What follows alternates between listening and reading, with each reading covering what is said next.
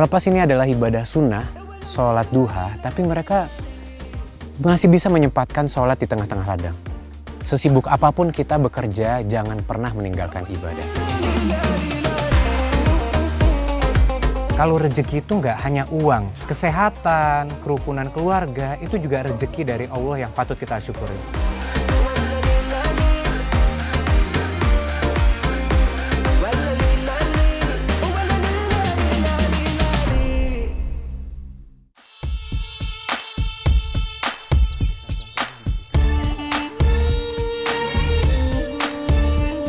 Assalamualaikum warahmatullahi wabarakatuh. Masya Allah, hasil panennya melimpah. Ukuran wortelnya gede-gede. Padahal bibitnya biasa loh. Malah dulu, perbukitan ini dikenal sangat gersang. Kok bisa ya? Tuh kan, saking takjubnya di sini, saya sampai lupa kenalan. Salam kenal ya. Saya Anov Prabowo.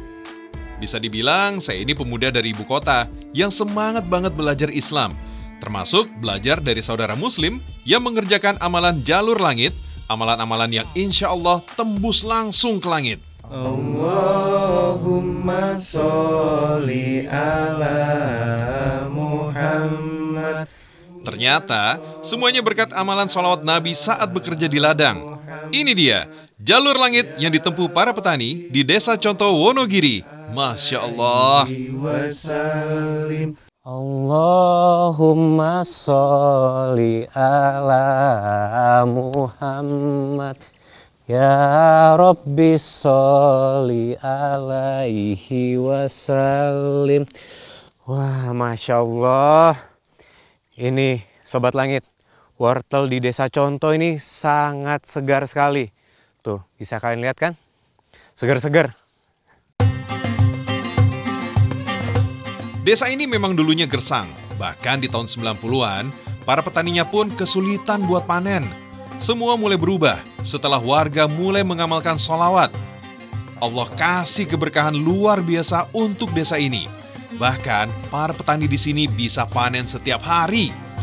2 tahun terakhir, malah jadi hasil panen yang paling banyak se-Jawa Tengah. Bahkan, sampai 300 ton per tahun. Masya Allah.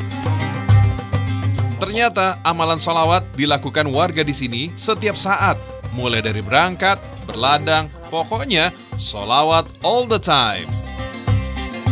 Astagfirullah, ini jadi cubitan untuk saya. Sholawat yang mudah dan bisa dilakukan kapan saja, tapi masih jarang saya amalkan. Bagaimana dengan kalian di rumah? Apakah ada yang sudah merasakan langsung dampak dari rutin bersolawat? Guru ngaji saya pernah cerita soal dahsyatnya solawat. Kalau kita habiskan waktu untuk bersolawat, maka akan dicukupkan segala yang diinginkan, bahkan yang belum terucap dalam doa. Masya Allah. Baru kali ini saya lihat, sholat tidak pakai alas apapun kecuali tanah. Kenapa begitu ya? Masya Allah nih hasil panennya. Masya Allah. Nih bisa kita lihat, petani di sini walaupun sedang berladang, mereka juga tetap menyempatkan diri untuk beribadah. Terlepas ini adalah ibadah sunnah, sholat duha, tapi mereka masih bisa menyempatkan sholat di tengah-tengah ladang. Pak Sujud, ini memang udah jadi kebiasaan warga Pak ya? Ya, jadi warga sini itu punya lahan, salah satu lahan itu yang khusus untuk sholat duha dan sholat lainnya. Nah, untuk tanahnya sendiri ini memang udah dipilih yang suci Pak ya? Ya, betul. Jadi kalau tanahnya ini pupuknya tidak pakai pupuk yang dari kotoran, tapi dari pupuk kompos itu Mas, dari sisa-sisa sayur yang difermentasi itu Mas. Jadi insya Allah tanahnya suci. Masya Allah. Ini bisa jadi pengingat buat kita Sobat Langit. Sesibuk apapun kita bekerja, jangan pernah meninggalkan ibadah. Seperti warga di sini. Saya baru ingat soal tanah ini. Guru saya pernah kasih tahu kalau tanah itu sebenarnya suci. Bahkan kalau kita lagi tayamum pun juga menggunakan tanah. Ada hadis Nabi yang pernah saya baca. Ada 5 hal yang diberikan Allah kepada Rasulullah, tapi tidak kepada Nabi lainnya. Salah satunya tanah sebagai masjid untuk ibadah dan bersuci. Al-Quran dan Al-Hadits memang membolehkan kita sholat di atas tanah yang bersih. Allahu Akbar. Tapi rasanya lebih afdal menyiapkan sajadah kecil ya. Masya Allah, Allah terasa sangat dekat di sujud saya kali ini. Saya pernah baca, kalau bekerja itu termasuk ibadah. Bahkan baju yang kita pakai saat bekerja kasar pun boleh loh dipakai untuk sholat, asal nggak terkena najis seperti air seni, kotoran binatang, dan juga darah. Bahkan ada loh najis yang dimaafkan sama Allah, asalkan najisnya cuma sedikit dan nggak kelihatan, nggak berubah warna dan berbau. Sami Allah liman hamidah.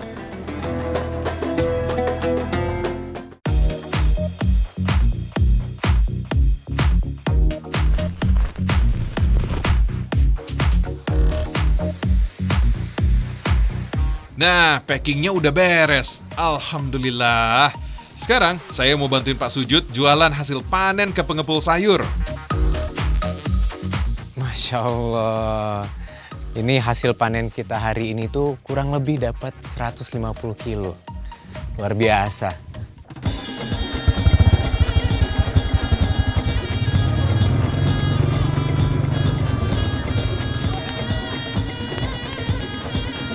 Yo, mari Pak. Masya Allah Sobat Langit, bisa kita lihat keindahan alam dari Desa Conto, dikelilingi oleh gunung dan bukit-bukit. Begitu kebun-kebun para petani di sini sangat asri. Ini merupakan berkah yang patut disyukuri oleh warga Desa Conto. Tapi sebelum ke pasar, saya diajak Pak Sujud mampir dulu nih.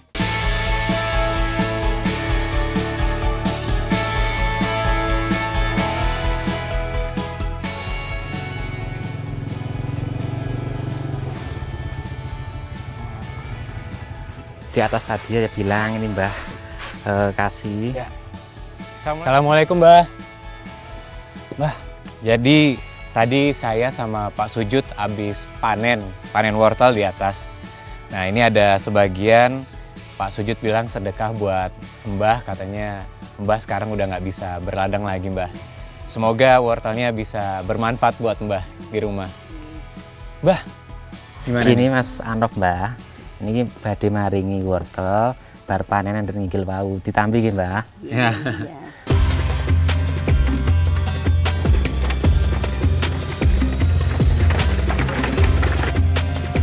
Saya jadi kepikiran, kayaknya nyaman deh ngabisin hari tua hidup di pedesaan. Hidup nyaman, hati tentram, ibadah pun jalan.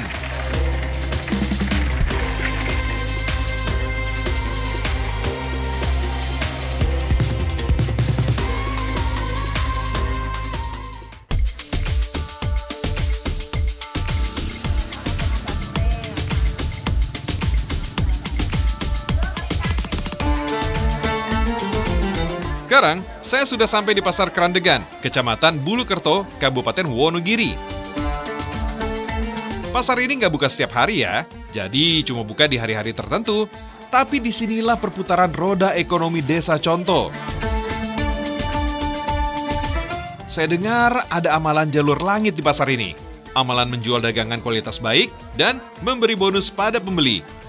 Hasilnya, Masya Allah, berbonus umroh dan menyekolahkan anak hingga kuliah. Assalamualaikum Bu Nini. Waalaikumsalam Mas. Kita bawain hasil panen pagi ini nih Bu. Ini pesanan sudah datang Bu. Ya. Ini nggak perlu ditimbang dulu Bu. Nggak usah aja Mas. Ini beratnya 40 kilo Bu. Ya, tenang udah aja. Saya Mas, udah langganan udah lama loh Mas. Masya Allah Sobat Langit, itu dia jalur langit yang ditempuh oleh Bu Nini. Walaupun tadi wortelnya nggak ditimbang, tapi Bu Nini ini percaya sama Pak Sujud kalau timbangannya itu udah pasti pas dan wortelnya itu segar-segar. Bu Nini, saya pengen nanya deh. Iya. Bu Nini sekarang anak udah berapa Bu? Udah 2. Udah 2. Iya. Nah, yang pertama itu udah umur berapa Bu? Udah 24 udah keluar kuliah. Kuliah. Iya. Yang kecil Masuk SMA. masuk SMA. Wah, luar biasa. Berarti anak bisa kuliah dari hasil jualan sayur ini Bu, 20 tahun. Iya, iya. berkat jualan sayur Mas. Masya Allah. Alhamdulillah suami juga udah umroh. Bareng-bareng sama ibu? Iya. Masya Allah. Terus anak juga udah kerja.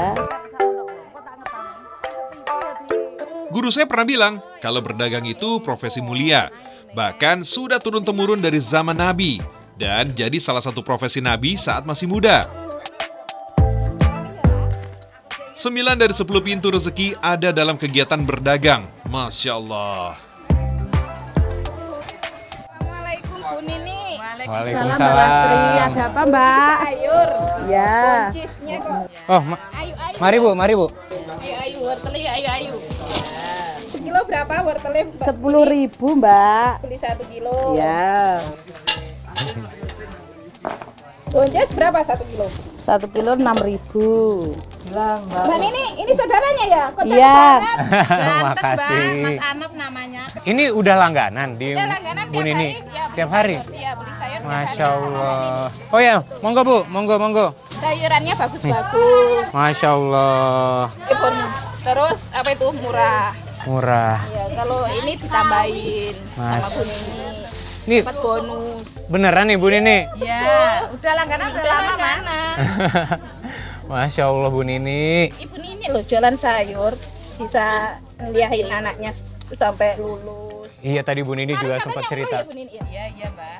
Alhamdulillah. Alhamdulillah. Moga-moga sehat. Insya Allah makin laris. Iya, makin laris. Sayur yang dijual segar-segar terus. Iya, betul. Baru ngambil. Alhamdulillah. Bu Nini, Iya. kan tadi saya lihat Bu Nini kasih lebihan tuh buat pembelinya. Iya. Ibu nggak takut rugi Bu? Enggak Mas, itu udah langganan udah lama. Terus saya bersyukur kepada Allah ada rezeki yang melimpah ruah itu dari Allah. Mudah-mudahan Allah memberikan apa yang saya doakan setiap hari. Mudah-mudahan Allah yang melimpahkan rezekinya dari Allah. Jadi Bu Nini ini nggak takut rugi karena Bu Nini yakin kalau rezeki itu nggak hanya uang. Kesehatan, kerukunan keluarga itu juga rezeki dari Allah yang patut kita syukuri. Masya Allah.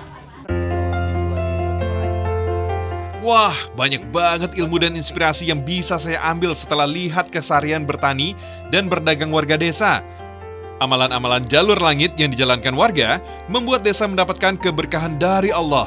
Masya Allah.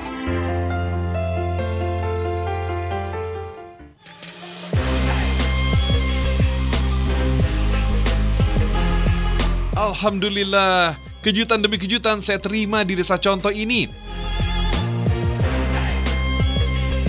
Saya nggak terbayang dulunya tempat ini adalah Bukit Tandus. Berkat tangan seorang mbah bernama Sadiman, semua bisa menghijau. Tentu saja atas seizin Allah Subhanahu wa Ta'ala. Mbah Sadiman ini dulunya dianggap tidak waras karena menanam di tanah yang gersang. Tapi bisa Sobat Langit lihat sendiri, sekarang tanah yang gersang itu sudah menjadi hutan yang rimbun dan sangat asri. Nah, sekarang ikutin saya mendengar langsung cerita dan mengetahui amalan-amalan dan jalur langit apa yang Mbah Sadiman tempuh. Ayo.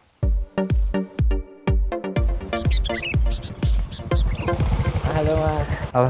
Waalaikumsalam. Salam kenal Mas. Iya. Anof. Yudi Mas. Oh Mas Yudi. Oh ya, kayaknya dari kota ini Mas. Iya betul Mas. Oh, mau kemana? Saya tuh mau bertemu langsung sama Mbah Sadiman. Mbah Sadiman. Ha-ha. Oh, yang suka menanam beringin di desa sini. Iya betul. Oh ya, itu Mas yang Yudi kenal? kenal banget Mas. Satu desa ini semua kenal semua. Walah. Itu yang menginspirasi desa sini Mas. Mas Yudi bisa bantuin saya nggak ketemu sama Pak Sadiman? Ya bisa Mas. Oh. Bisa. Boleh, boleh. Boleh numpang nih ya? Boleh. Bayangkan, 25 tahun yang lalu, desa ini sangat sulit air. Tapi Mbah Sadiman rela berkorban waktu dan tenaga untuk menanam pohon setiap hari. Masya Allah, setiap hari selama puluhan tahun loh.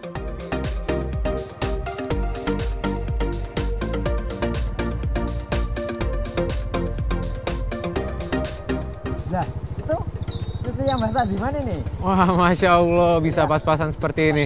Halo Mas, salam kenal. Saya Anof. Saya Asis Mas. Mas Aziz ini keluarganya Mbah Sadiman? Iya, saya sudah Mbah Sadiman. Masya Nah, Allah. kebetulan ini. Kebetulan banget. Saya tuh pengen ketemu sama Mbah Sadiman langsung. Oh iya, sekalian aja saya mau ngikut Mbah Sadiman ini, Oh. mau nanam sama perawatan. Baik, Bisa? kita bareng-bareng ya. Iya, siap.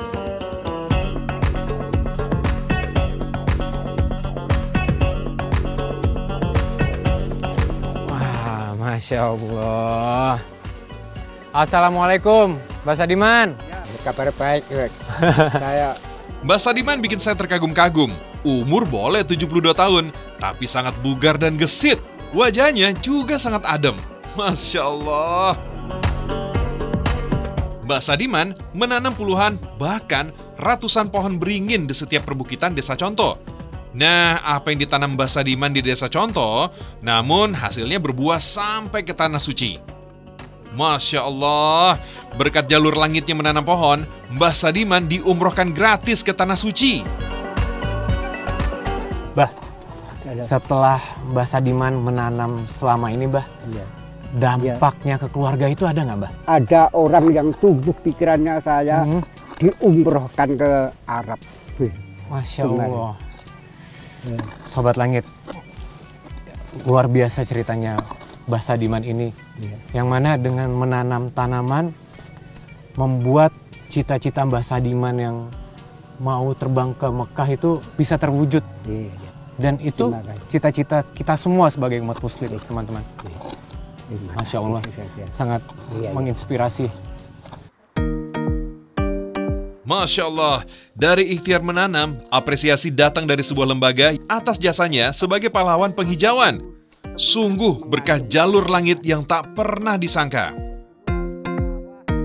Masya Allah Sobat Langit, jadi awal mulanya ini Mbah Sadiman mengerjakan semuanya sendiri tanpa bantuan orang lain. Barulah setelah orang lain melihat hasilnya, barulah banyak orang yang membantu, warga desa, para pelajar, dan organisasi dari luar. Bahkan tadi Mbah Sadiman sempat cerita, selama 17 tahun, istrinya Mbah Sadiman sendiri nggak tahu kalau Mbah Sadiman sering ke hutan dan menanam pohon-pohon di dalam hutan. Masya Allah, luar biasa Mbah Sadiman ini. Anak gua ngerti-ngerti, tahu-tahunya sudah masuk internet itu. Iya, itu sudah. Berarti tahunya dari internet, Mbah ya? Iya, anakku gitu tahu-tahunya sudah di internet itu. Karena apa, Mas? Saya bekerja ini secara ikhlas gitu. Ya. Secara ikhlas itu cara gajinya lebih lipat 5 kali atau 8 kali itu. Gitu. Jadi kalau kita kerja ikhlas, kita nggak usah berharap banyak-banyak, udah dibalas sama Allah berlipat-lipat ganda ya Mbak? Iya, lipat-lipat ganda. Mas Adok, inilah tanamlah. Ini untuk kamu, Mas, supaya menanam beringin ini supaya membantu masyarakat sini atau semua masyarakat itu. Makasih banyak Mbah. Aja. Saya sangat bersyukur punya kesempatan ini bisa nanam pohon beringin di sini. Demi kebaikan bersama ya Mbah ya. Iya. Bismillahirrahmanirrahim.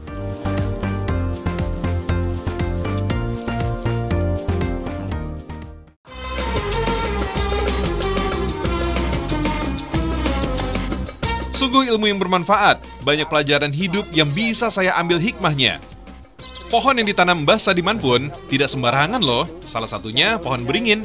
Saya baru tahu kalau beringin mampu menyerap berbagai racun dan menghasilkan banyak oksigen. Pohon beringin juga punya akar yang bisa masuk ke dalam tanah untuk menyerap air naik ke permukaan. Masya Allah. Bibit pohon beringin ini pun dibeli Mbah Sadiman dari hasil berkebun cengkeh dan sebagian kecil dari para donatur yang terinspirasi dengan beliau.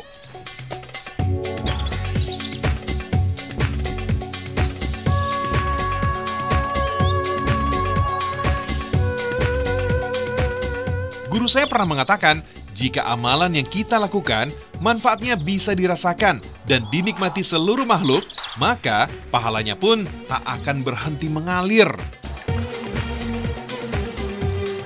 Sebelum kembali ke desa, saya diajak singgah ke lokasi pohon beringin tertua yang ditanam Mbah Sadiman. Bahkan saat pohon ini ditanam, umur saya baru 2 tahun loh. Sungguh luar biasa kuasa-Mu ya Allah. Dari pohon tua ini pun masih mengalir air yang jernih, yang seolah membuat titik mata air baru untuk Desa Conto. Sobat Langit, ini tuh menjadi bukti bahwa beringin yang Mbah Sadiman tanam itu berdampak ke lingkungan sekitar. Nih buktinya ada aliran sungai yang muncul di sekitar jalur pohon beringin. Masya Allah. Nih Mbah, saya bantu Mbah. Sekarang bisa kita lihat buah manis kerja keras Mbah Sadiman. Bahkan di musim kemarau pun sumber air tetap deras dan mengalir ke seluruh rumah warga. Ada sebuah hadis yang saya baca, di mana Rasulullah bersabda, menanam pohon merupakan salah satu amalan yang sangat dianjurkan dalam Islam. Bahkan Rasul pernah berkata, menanamlah kamu walau esok kiamat akan datang.